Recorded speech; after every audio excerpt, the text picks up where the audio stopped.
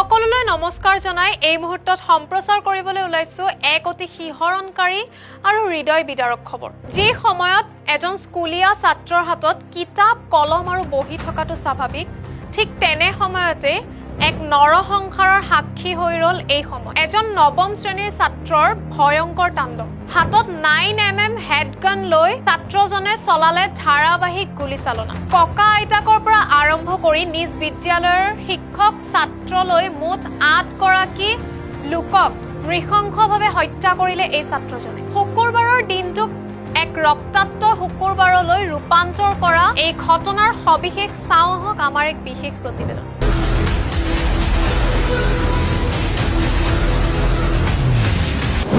নৱম শ্ৰেণীৰ ছাত্ৰৰ ৰক্তাক্ত তাণ্ডৱ। ককা আইতাক শিক্ষকসহ 8জনক গুলীয়াই হত্যা। ভৱিষ্যতে উচ্চ শিক্ষা গ্ৰহণ কৰি এখন ভাল বিশ্ববিদ্যালয়লৈ যোৱাৰ সপোন দেখা বয়সতেই ছাত্ৰজন হৈ পৰিল এক ভয়ংকৰ হত্যাকাৰী। থাইলেণ্ডৰ বেংককৰ উত্তৰ দিশত অৱস্থিত দেৱচিৰিন নন্টাবুৰী স্কুল। নৱম শ্ৰেণীত অধ্যয়নৰত এজন ছাত্ৰই শুকুৰবাৰে সমগ্ৰ অঞ্চলটোত সৃষ্টি কৰিলে এক অকল্পনীয় ত্ৰাসৰ।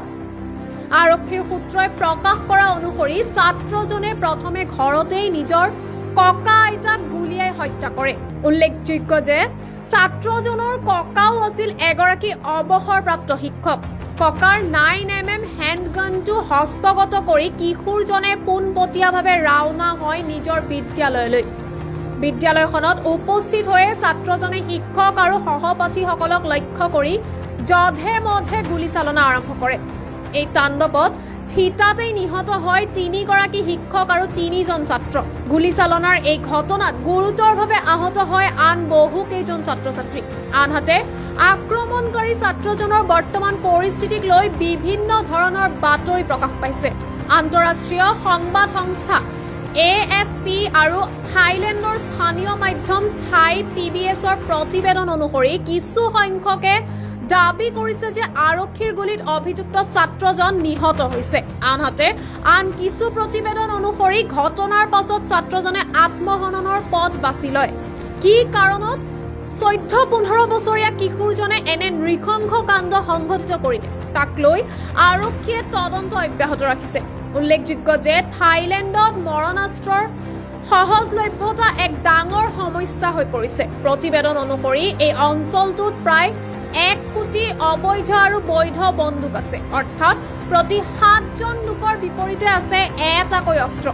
মন কৰিবলগীয়া যে ইয়াৰ পূৰ্বে 2022 চনতো থাইলেণ্ডৰ উত্তৰাঞ্চলৰ এখন স্কুলত এজন প্ৰাক্তন আৰক্ষী বিষয়াই চলোৱা নৃশংস আক্ৰমণত 24টা শিশুসহ 12জন লোকৰ কৰুণ মৃত্যু হৈছিল।